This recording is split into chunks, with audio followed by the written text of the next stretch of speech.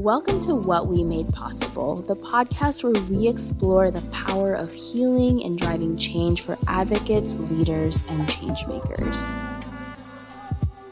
The conversations here draw the connection between creating new possibilities in the world, possibilities of care, of belonging, of thriving for our communities, with stories of personal healing and loving relationship building.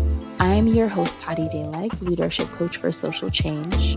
I spent a decade in nonprofits, government, and DEI, securing 6- and 7-figure opportunities for communities of color.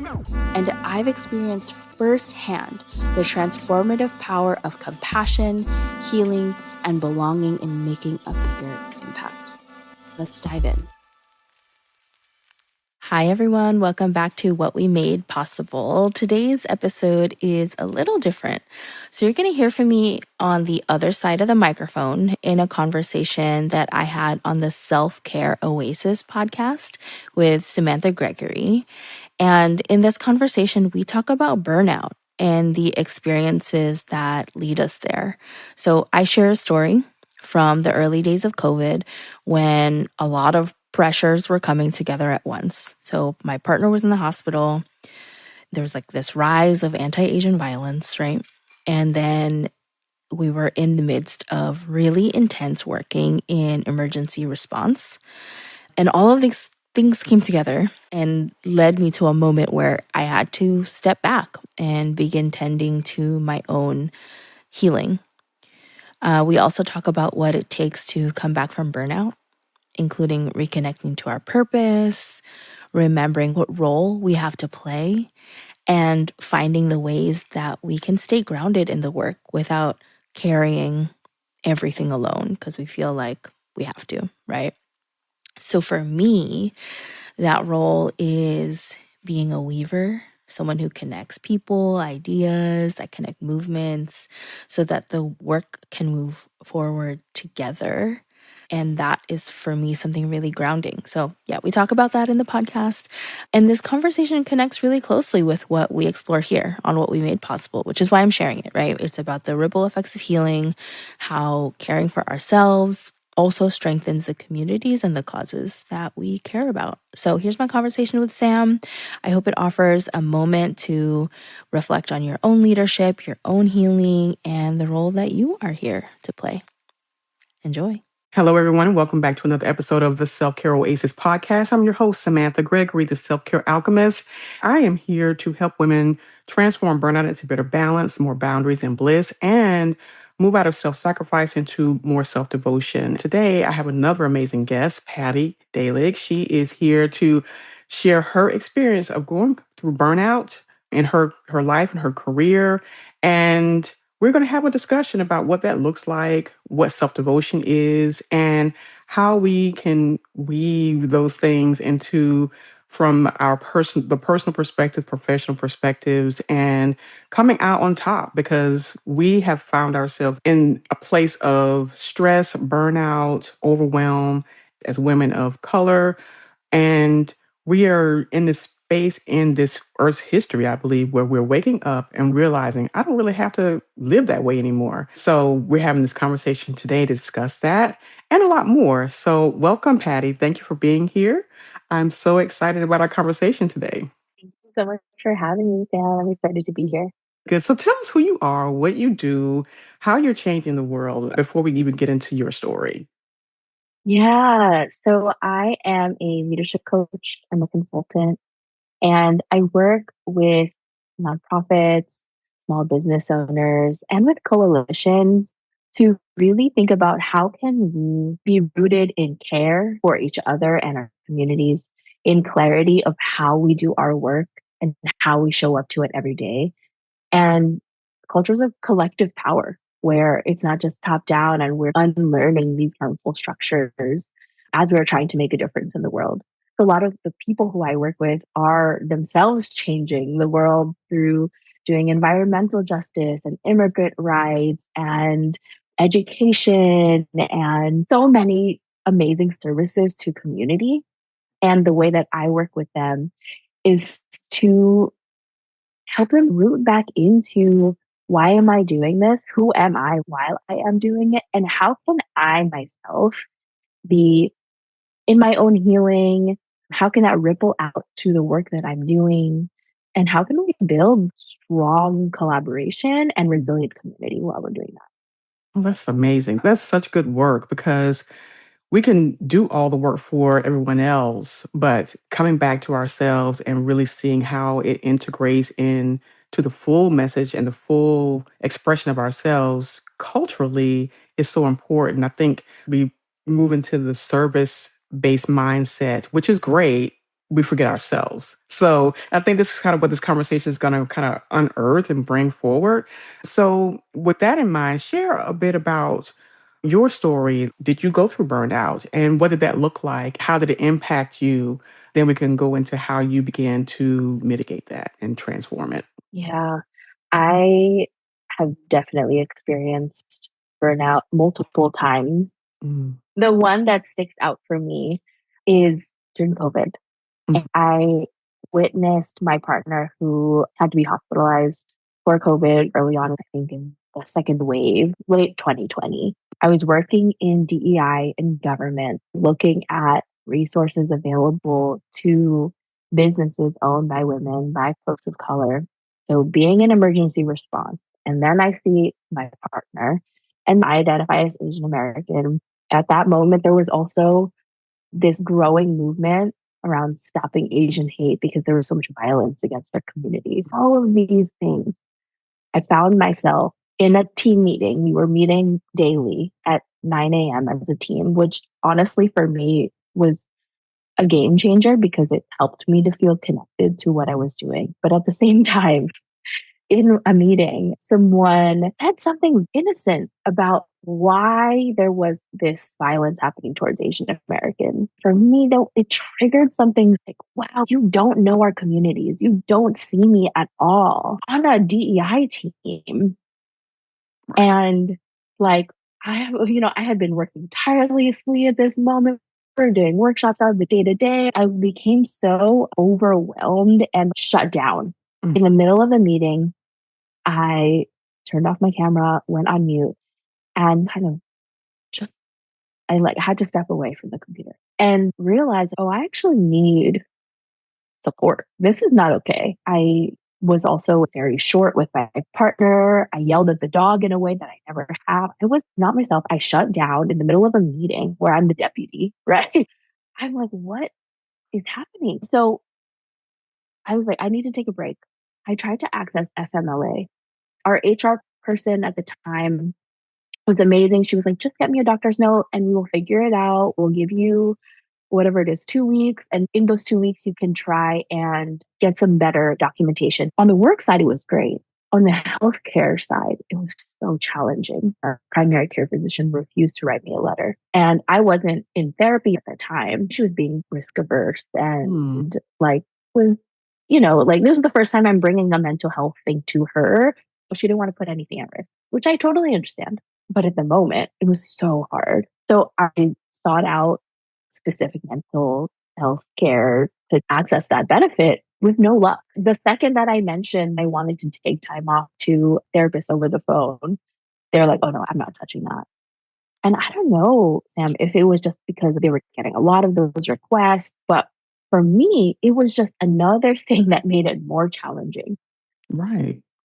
My HR team was great. My boss was great.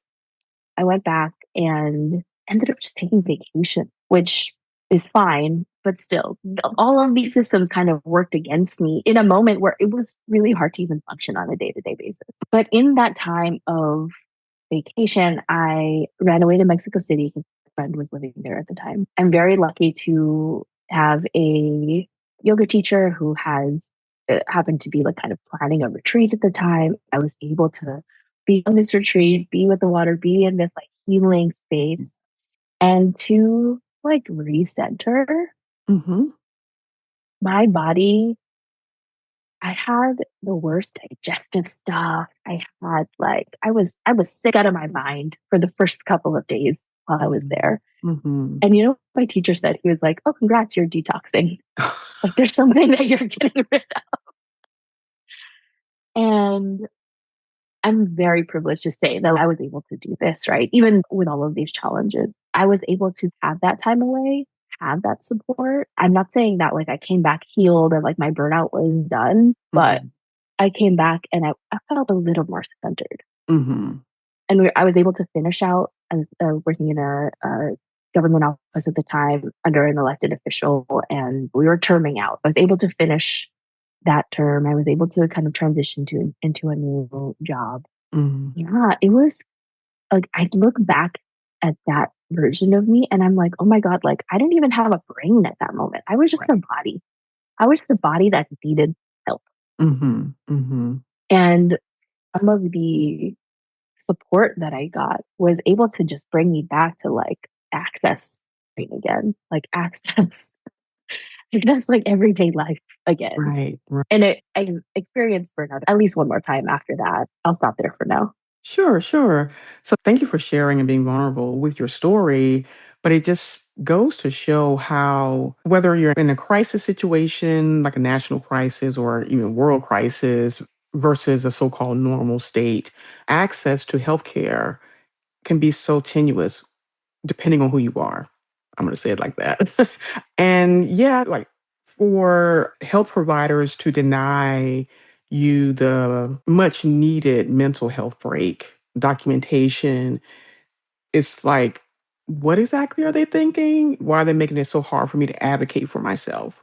Because I think self advocacy is so powerful, and to have barriers put in place just exacerbates the burnout. It makes it, because that's just another layer of stress that you're dealing with, another layer of decision making and logistics, figuring things out. I'm glad you had the vacation time, even though that still was not the perfect solution, but it was a solution that you were able to take. So I'm really thankful for that. But it just even looking at how there's so many barriers to good health, whether it's physical health, whether it's mental health, and how even that in our, especially the system in the United States, contributes to even more feelings of burnout or stress and distress. It's like I'm paying for these services, but I can't even access the services because a provider won't give me a write off on it. I took FMLA myself, and so I understand, that process and paperwork and all of the hurdles you have to jump through. When you're not connected to your brain, that makes it even harder, the process harder, basically, because you have to get through the fog of the brain that's on shutdown mode, fill out the paperwork, find documentation, remember all the symptoms, the triggers, the things that you're really trying to get help for.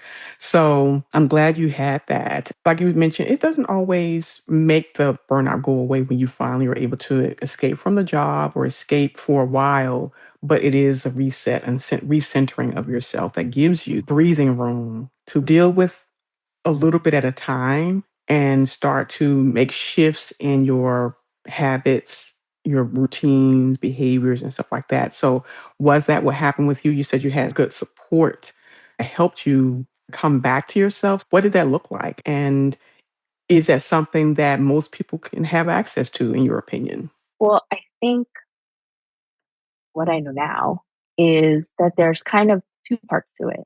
Mhm.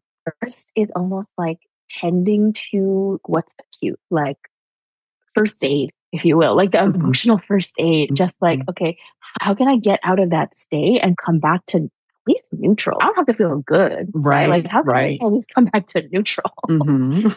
And then the kind of bigger picture is how can I, let me take a step back before I say this, Mhm. because one thing that I think was really triggering for me and that I see in a lot of my coaching clients now is this hallmark of burnout, which is to feel like whatever you're doing, no matter what you're doing, it's not making a difference. Right, right. And so, outside of the kind of emotional first aid, there's the reconnecting back with no, like what I'm doing is important and I am contributing, and this is making a difference, at least for the people who I'm serving in this moment. And that sense of grounding, of feeling like, oh, I don't have to do all of the things. I just Mhm. have to do my part.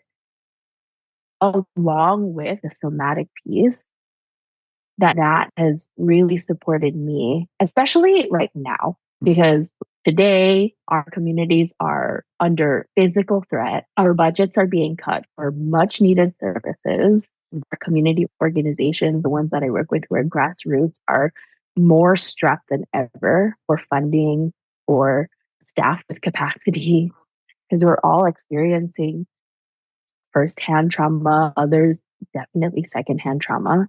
In this moment, we need those two things. We need that emotional first aid to come back to neutral and to feel like I don't have to drop everything and solve all of these problems. I just have to come back to what I'm doing. Yeah. Yeah, absolutely. And I'm glad you brought up the current state of affairs and how our communities are under attack. It's like we're in a war zone when everything is cut off and you are forced to be in survival mode and in that constant state of hypervigilance. What's going to happen next? What's the next headline we're going to see, or who's going to invade our neighborhood? I guess what makes it so bad is that it is an internal issue, almost a civil war, except we're not equipped with weapons like the other side is. And which again heightens the hypervigilance, it heightens the stress and burnout. And I know that once, I guess I'm gonna be very hopeful and say once all this is over, there's going to be a lot of stories of people who have, their burnout stories and dealing with everyday issues they're facing right now. Services like yours can point people to resources and give them a sense of hope because in 2020 it was a pandemic and in 2025 it was this internal conflict with migrants or supposed migrants and immigrants. How do we equip people now? How do you help people separate the news and what's happening outside of their homes and really get back and stay centered so that they're not drowning in the firsthand and secondhand trauma of what they're experiencing now? This goes beyond just current affairs, but it is a lifelong learning that we must embrace, integrate, so that we are not in this constant state of burnout, especially as women of color, because we have a whole lot more to deal with, which is why I lean into the conversation of self devotion and being, I'm going to say autonomous, but having authority over your own life, your own nervous system. You mentioned somatic frameworks and healing, whether it's breath work, whether it's movement. There's so many different ways to stay centered no matter what's happening around you. You could be in the eye of the storm calm while everything is going crazy. In your experience and what you've seen in different cultures and communities, where do you see that being an important part of the process for people and for those who are in the middle of crises, how to cope, how to deal with, and not just cope, yes, get back to neutral, but then how to begin to thrive or even think about thriving. I think that something this current moment is taking from us is the ability to see both and of who gets to thrive, right? Yeah. Like when we're in survival mode, it's either you or me. Like either I'm giving all of it to community or I have to shut down and take care of myself and not turn on the news. Hmm. And that that kind of forced dichotomy is something that I think is really challenging. It's what creates on the self-care side, like this spiritual bypassing of like, F the world, I'm just gonna be in the spa and whatever, engulfed in the challenges of the world. And then that also shuts you down. Mm. But what I'm finding is that if it can be both, like if we can kind of find healing either like with our own, like you said, like breath work, our own kind of air. Hmm. And the other piece too is like it's also healing in community, like healing in relationship, having coworkers, friends, community partners, like the people around us that can also be supportive. Yeah. then it resources us and gives us capacity to show up for those things. And one thing that I find with leaders when I'm coaching them, especially in the first session, what are we trying to do here? What are our goals? Right. I'm finding with women of color, it is always a two-pronged goal. It's for them and it's for community, right? It's for them and it's for family. And I don't want to demonize that and make it like, oh, like, no, you're not taking care of yourself. You have to pour into yourself first. Leave that. But there's something really valuable about wanting to take care of folks at the same time. Mm-hmm. I think it's inevitable because we are natural caretakers. Maybe doing an uptick on how we care for ourselves while we're taking care of others. Adding more for ourselves, pouring a little bit more in our cups. I even got to the point where it's like, okay, I used to always be like, as a mother, you always give your kids the very best, the first of a meal that you make, right? And then you'll take whatever's left. I said, no, I'm going to get the best of what's here because I need to be more fueled in order to support my kids, support my community, et cetera. So I think that's where the self prioritization comes in. Putting ourselves first doesn't mean that we disregard everyone else. I think it just means we're going to put our mask on. We've heard that 1,000 times.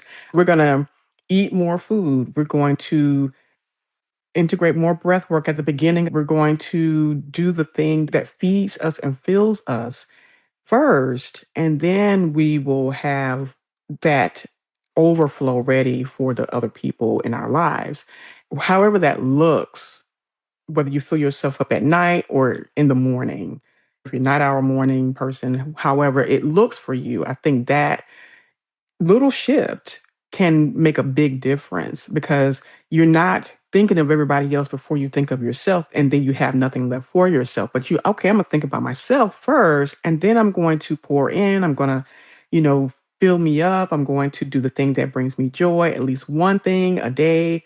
And whether it's a belly laugh, a wonderful latte, or whatever it is, I'm just going to do this for me first. Then I feel like I have the extra capacity, I have some extra energy, I feel taken care of because I made a conscious decision. Then I have this left for the community, for the kids, for our partner, or whomever. And I'm not starting at 0 or -5. Right. That's how I envision it. A simple first step for people who just don't know where to start. Just start with yourself, doing that thing for you first. Get a bigger portion, get the best portion. If you like the leg on the chicken, don't give it to the kids, give it to yourself. They can get used to eating the other part of it. So, Yeah. I love that idea because it's the math for me too, right? Like you starting at 0 or -5. How can you give if you're from the negative? I think for previous me and for some of the folks who I get to work with, it's the idea that it's not like 100 and 0, right? You're not giving yourself 100 and then no one else gets 0 right, either. right. They're still getting some. Sure. And also, there's actually more to go around Hmm. when you're not starting from 0. Like that Exactly. actually ripples out, Hmm. not just like me and then you. It's when I take care of me, I am also taking care of. Exactly. And it's abundance, I think. Even if you look at it from that mindset, it's abundance, it's overflow, it's filling up so that you have so much more to give. You feel in a more centered, grounded place. It's not you just taking, taking, taking. You can give, but if you give too much, then you're going to be a shell of a person. You're going to be sickly, you're going to be depleted, you're going to be irritable, you're going to be resentful, your health will start to decline because you're so entrenched in this self-sacrifice narrative that we've been taught in society, in churches, in schools, especially for women, because we're caregivers, we should always be giving, meting out all of the good things that we have to offer, whether it's our intelligence, skills, ideas, our physical bodies, literally, because as mothers, many carry the child and breastfeed the child and then take care, all the things you were planning. It's the second shift many women have to manage after a whole 9 to 5 day, giving ourselves permission to pause, take a break, for half an hour, 15 minutes to refill so that, and then eliciting that support from other people as well. Because as women, even in our, whether it's in our, on our jobs, whether it's in our community, whether it's in our families, we may be able to find people who are filling one another with support, space, integration, techniques, whatever it is. We can't do all of it in a vacuum. We need other people. We need community. We need people who can be a shoulder in time of need, and we can be a shoulder for them. It's a balance. If you're in a partnered relationship, hopefully that person can be someone you can lean on and not just another source of depletion. So even in your business, you mentioned before the call that you're a weaver. How does that look for individuals and how they can weave these concepts into their lives so that they can come out feeling more refreshed, recalibrated, rested, even though it's in incremental stages? When I talk about being a weaver, I'm talking about social change map or her ecosystem. Mhm. And the kind of bigger framework that she shares is that in the efforts towards justice, towards solidarity, towards healing for our communities, we all have our role. One of the things that I see in terms of burnout for myself, but also for so many others and so many individuals, especially those who are in leadership positions within these kind of mission based organizations, is that we are trying to be all of the things. Mm. We're trying to be the builder, visionary, we're trying to execute, we're trying to strategize, we're trying to heal, we're trying to do all of these things all at once. Mhm. What she is saying in this framework is that you don't have to be all of the things at once. You can be who you are. And in fact, we need you to be who you are because the more that you can be in your role, the more that you can find joy and satisfaction in your contribution to community, the more that community benefits, which I Mhm. think connects back to this idea of the more you pour into yourself, the more you can give into others, that Right. they're not, it's not one or the other, right? And so one of the roles within this ecosystem is being a weaver. That is a person who sees connections between things that are maybe disparate ideas, between people, between organizations, between movements, that my role is to bring them together, Mm. whether that means helping people sort out an interpersonal conflict, helping a person understand their own values and how they want to align with the work that they're doing. Maybe it is helping a coalition come together. For me, that weaving is what brings me the most joy. I love connecting people. I made the most random connections. One that I am so proud of is when I was in nonprofit, I was interning at a nonprofit and in grad school. And the nonprofit was a coalition. Mm. So we had member organizations. One of the member organizations wanted to start a food pantry. I Oh, just happened to know a food pantry consultant who I was going to grad school with. okay. I connected them, and now this organization food pantry is thriving. I'm Mm. sure they would have gotten there because they're brilliant and amazing. And also for me to be able to make that connection so that they were able to get there faster, that is like, I like get high off of it.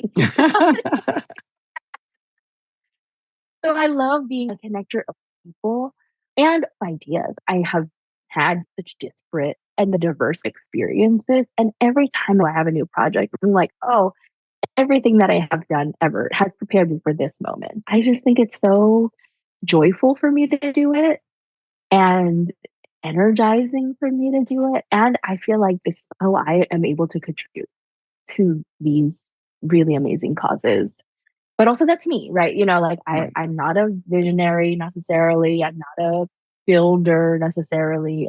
There's definitely some places and times where it makes sense for me to be in those roles, especially as I own my own business. I'm going to have like, my own vision for that work. But the weaving is like really what I'm leaning into. Yeah, I love that. I love that. And I think finding that sweet spot in your career and as a person makes a big difference. It does feed. I think that's kind of the centering and anchoring that most people are looking for and what keeps you out of burnout because you're doing something that you actually love and you're helping and connecting people. I've enjoyed this conversation. I think that as people listen to it, they'll be inspired by it. I also want them to know how to contact you, connect with you, learn more about you. So, can you just share where we can find you online? Yes, you can find me on my podcast, which is called What We Made Possible. It's about the ripple effects of healing and how that transforms leaders and strengthens communities and organizations.